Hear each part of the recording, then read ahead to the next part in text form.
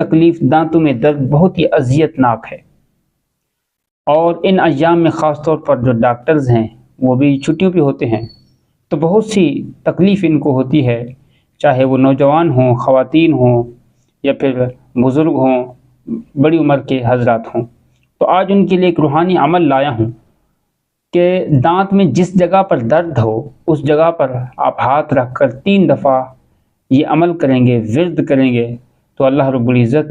کے حکم سے، قرآن مجید کی برکت سے وہ درد فوراً ہی ختم ہو جائے گا۔ وہ آیت کیا ہے وہ سماعت کیجئے، وَبِالْحَقِّ أَنزَلْنَاهُ وَبِالْحَقِّ نَزَلَ، اس کو 3 دفعہ پڑھنا ہے۔